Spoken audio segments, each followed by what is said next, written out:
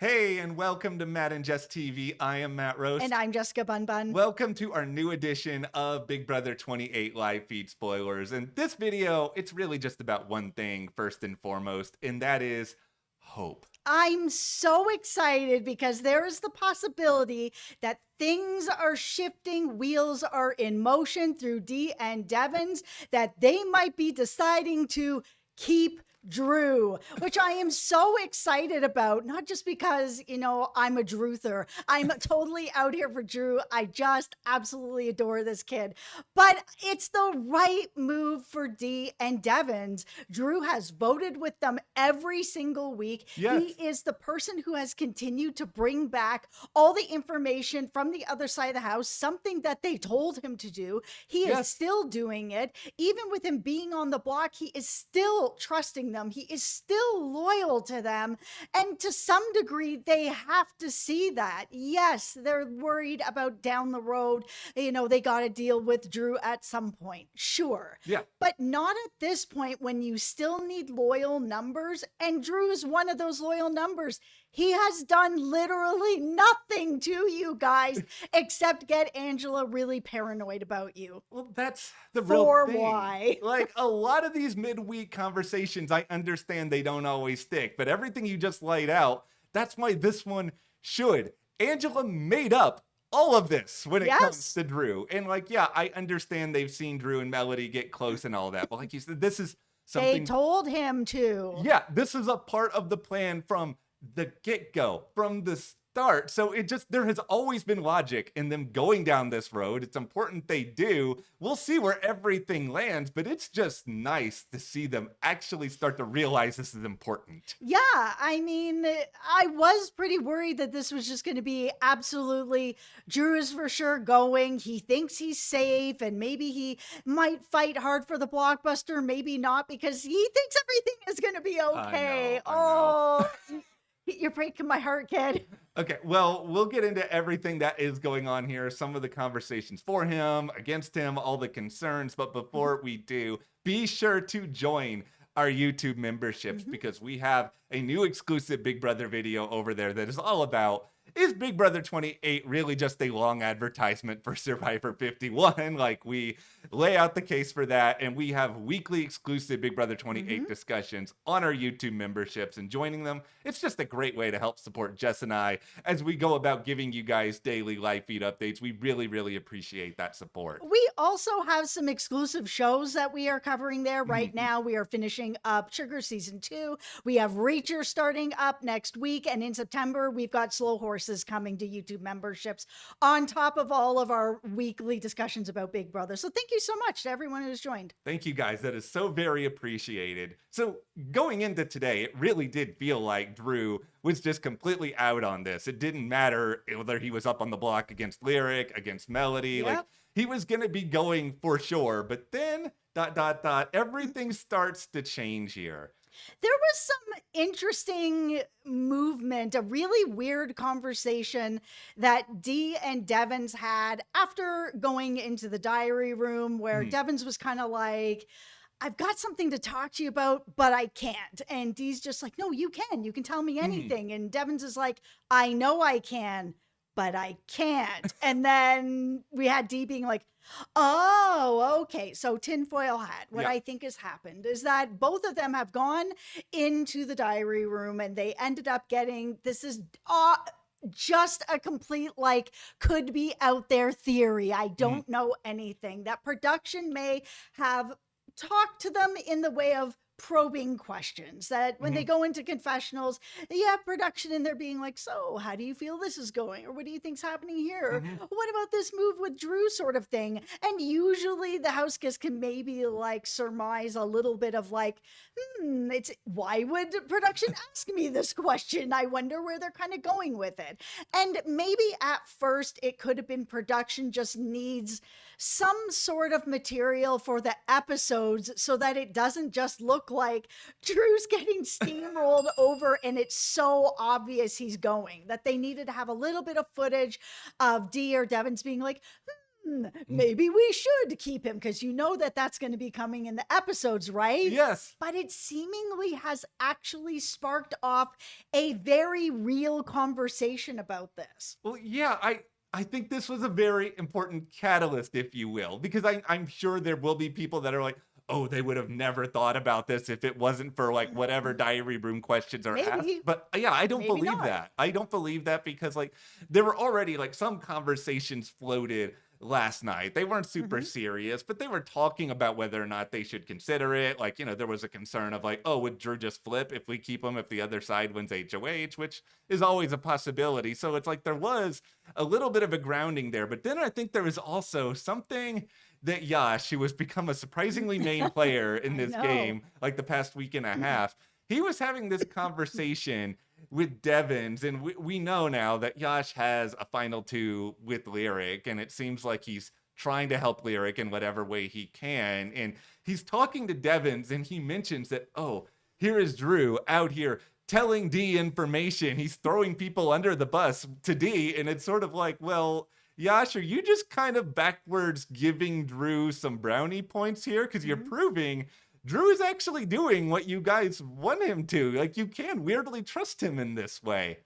I honestly feel like yes, the vets have powers and that's definitely going to help them, but I Yes. honestly feel like if Drew leaves this game with the amount of information he is able to get from the other side of the house and keeps funneling it back, once Yes. that pipeline is gone Yeah. and those powers are gone, I think that the vets are going to be in a lot of trouble without having that pipeline anymore. I Yeah. think he's way more valuable than they were really thinking about. It's a very interesting situation for them because if you just look at the three nominees for a moment here, you have one in Drew who is very loyal to the icons, who is going to Yes. do whatever they want to some degree. And if they end up saving him like he thinks they're going to, then why would he break away from Yes. them next week? He'd be like, see, I knew my alliance had my back and I had theirs. He's going to continue riding with them.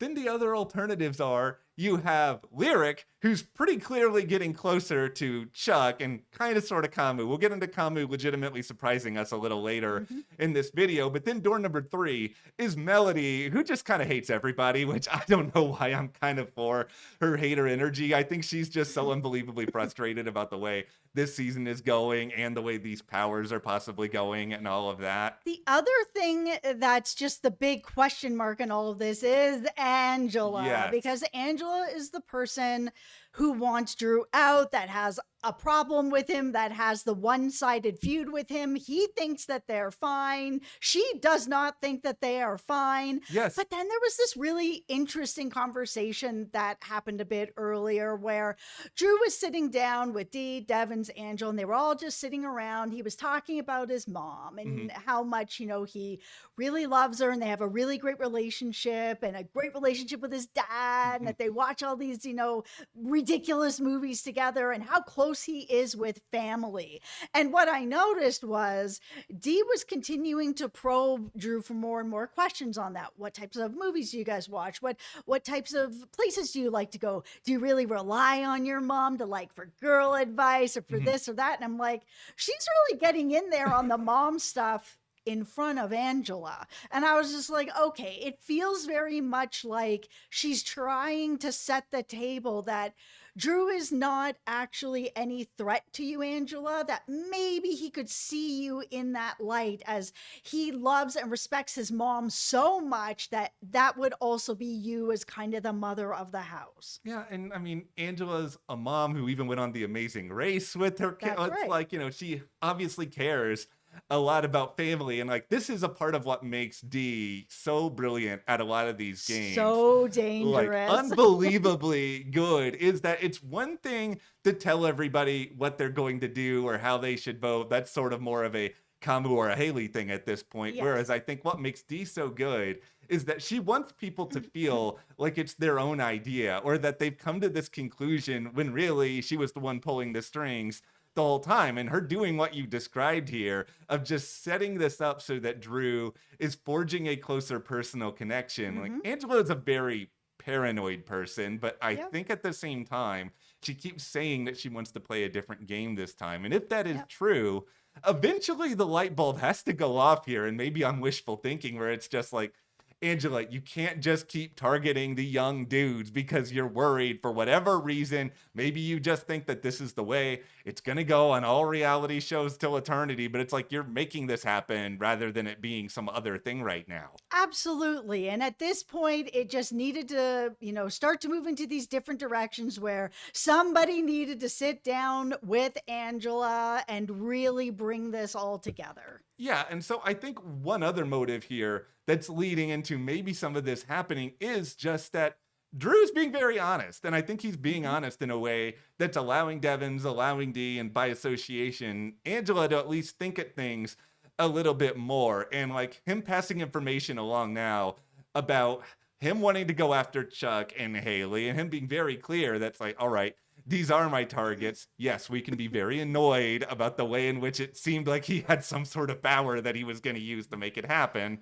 But still, he has said this. He has also talked to them about how much Melody cannot stand Haley, how much Mhm. she hates that side. And so he's made it very clear where he stands and then where his allies stand. So if there is that concern of, oh, we can't keep Drew and Melody together, is it really that bad a thing if they're both going after the Red Corner group and then like not you?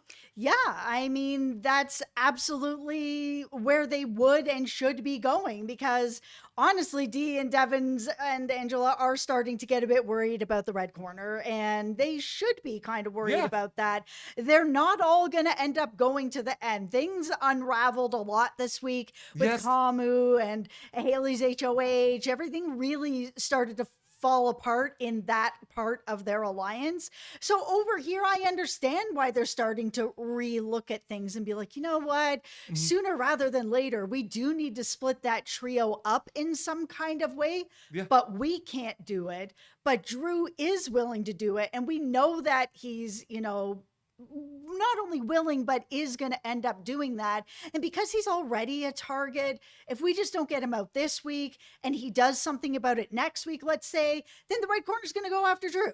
They're Yeah. not going to go after us. That then keeps us around for a couple of more weeks. Yeah, that's really, really beneficial. And this is something we talked a little bit about yesterday. You don't want to keep these people around for too long because, like, let's say No. they all go to, I guess, I don't know, final seven or whatever, if Barrett is still there. And they go to that point, and then it's just like, okay, well, then what if Kamu and Haley just win a lot of competitions towards the end of the game? Like, I think you need to have options open. Doesn't mean it's going to happen, but give yourself other opportunities so that someone can make a move at least like one or two of them earlier than that. Well, the other thing is, we did see the other day all this movement with Lyric and Kamu and them starting to work some of the other side of the house. All right, so they've had these conversations now, Dee, Devens, Drew, and Dee eventually goes and has a conversation with Angela where she really sells a lot of this information, tries to explain things to Angela, and Angela is surprisingly agreeable, at least today,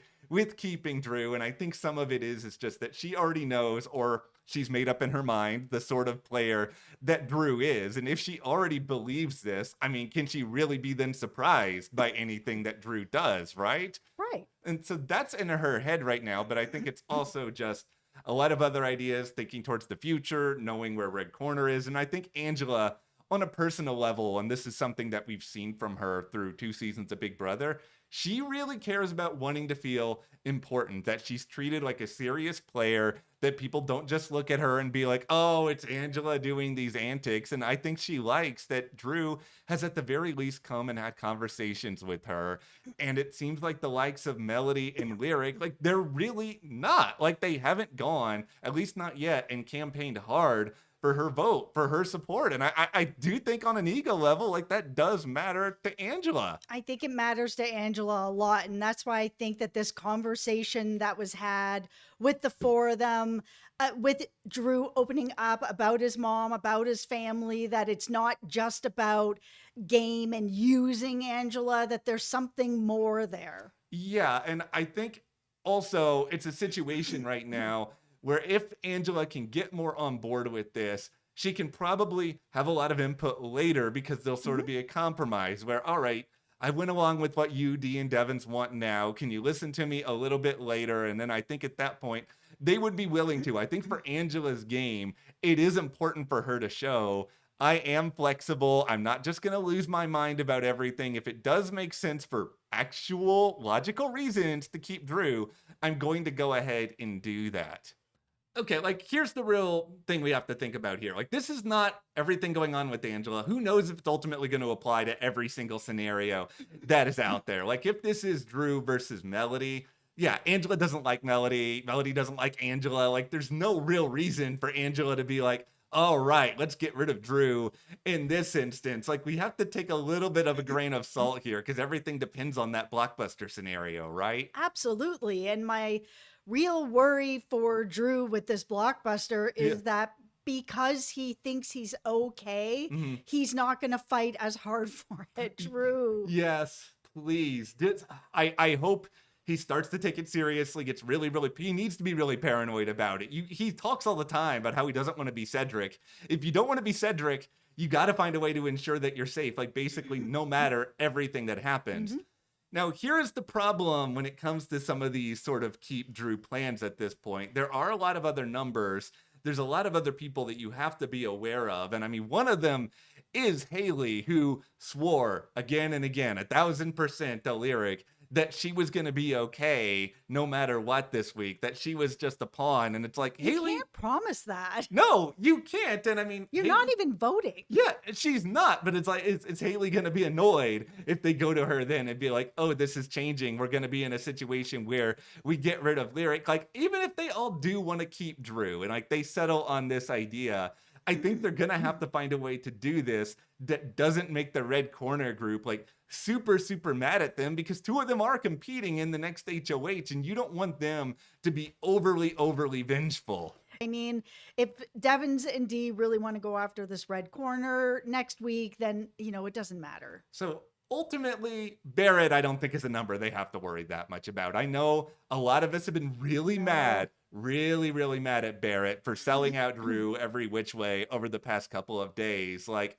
if I'm going to try to defend Barrett, not that I really want to, but if I'm going to try to. I'd like to hear this. Okay, I would say that Barrett is trying to save his own hide in any way, shape, or form. And I think a part of that is if everybody else is talking smack about Drew, he's just going to come out and talk smack about Drew. Nobody's targeting you, Barrett. Yeah, that's the part of it that annoys me the most is that the veto ceremony is already done. I understand him, like, trying to protect himself before the veto ceremony, but it's done now. He doesn't need to do this, but we know he'll basically do anything Dee says. So if Dee goes to him and it's just like, yes, then everything is going to be fine. And Barrett will then be like, okay. And like, okay, here's one other interesting thing with Barrett. Once again, not sure I'm defending him.